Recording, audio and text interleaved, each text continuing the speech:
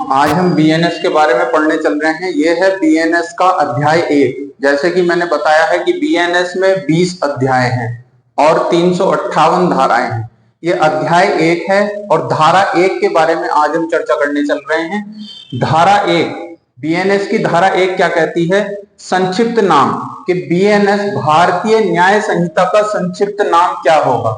ठीक, प्रारंभ और उसका प्रारंभ कहां से कब किया जाएगा और वह लागू कब किया जाएगा।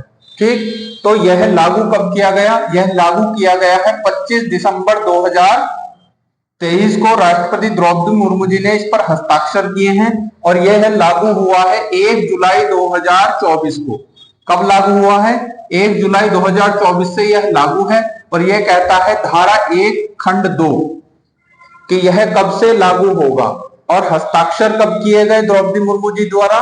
25 दिसंबर 2023 को राष्ट्रपति द्वारा इस पर हस्ताक्षर किए गए। ठीक, अब धारा 1 खंड 3 यह कहती है कि प्रत्येक व्यक्ति इस संहिता के उपबंधों के प्रतिकूल प्रत्येक कार्य या लोक के लिए जिसका वह भारत के भीतर दोषी होगा इस संहिता के अधीन दंडनीय होगा, अन्यथा नहीं। अब ये क्या कह रही है? ये कह रही है धारा 1 खंड 3 कह रही है कि अपराध जो आप गठित करोगे वो किसी कार्य को करके या किसी कार्य को न करके। अपराध दो रूपों से होता है, या तो आप अपराध सीधे सीधे गठित करें या आप किसी कार्य को न करके भी अपराध कर रहे होते हैं। वही इसमें बताया गया है कि वो दोनों दंडनीय हैं।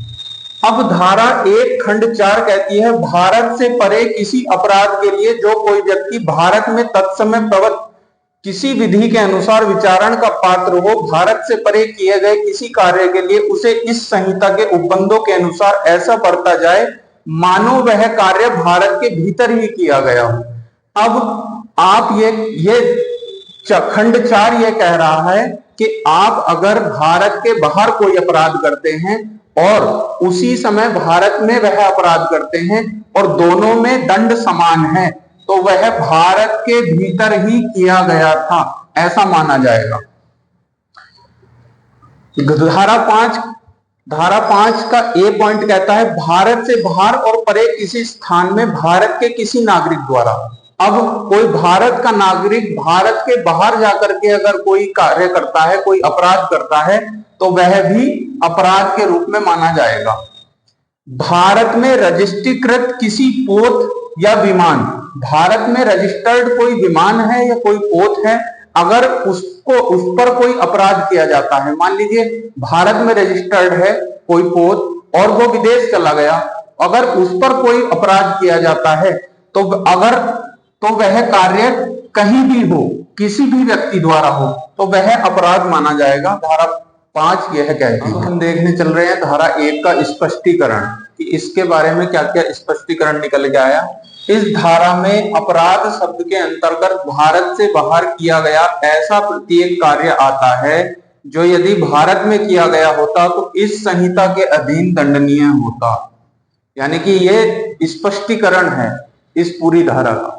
ठीक, जैसे कि ए जो एक भारत का नागरिक है भारत से बाहर और परे किसी स्थान पर अगर हत्या करता है तो वह भारत के किसी स्थान में जहां वह पाया जाए हत्या के लिए विचारित और दंडित होगा।